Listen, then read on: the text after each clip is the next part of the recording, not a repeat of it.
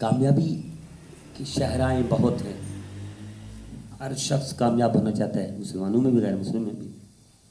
اور شریعت نے بھی کامیابی کے طریقے بتائے.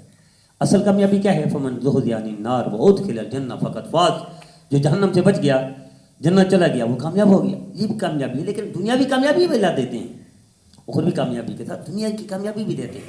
اس میں ایک کامیابی کا فن، گر، شاہراہ، راستہ کیا ہے؟ یتیم کے ساتھ اچھا سلوک کرنا. نبی کریم صلی اللہ تعالی علیہ وسلم نے ارشاد فرمایا جو یتیم کی پرورش کرے، اس کے ساتھ اچھا سلوک کرے، فرمایا قیامت کے دن میرے ساتھ ایسے ہوگا. حضور نے انگلیاں کھڑی کر دی. اتنا قرب کس وجہ سے ملے گا؟ یتیم کے ساتھ اچھا سلوک کرنے پر. تجربہ کر کے دیکھ لیں، جو شخص یتیم کے ساتھ احسان کرتا ہے، اچھا سلوک کرتا ہے، اللہ اس کو دنیا بھی دیتا ہے، آخرت بھی نوازتا ہے. ایک کالم نویس ہے پاکستان کے، انہوں نے کالم لکھا کہ میرے دوست سے معذور ہو گئے، وہیل چیئر پر آ گئے، چلنے پھرنے سے معذور ہو گئے، بولنے تک بھی مشکل ہو گیا. وہ کہیں سے جا رہے تھے، دیکھا ایک یتیم ہے بیچارہ بہت پریشان.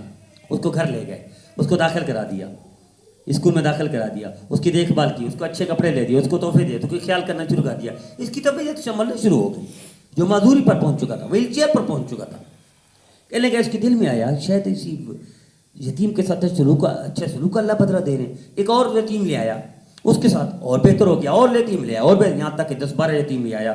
کہنے لگا وہ جو وہیل چیئر پر پہنچ چکا تھا، جو مرنے کے لیے ایک دعائیں مانگ رہا تھا، اب اس صحت یاب ہو کر ان کے خیال رکھتے ہیں، سب کو اسکول میں داخلہ کر اچھے اچھے ڈپلومے کروا رہے ہیں.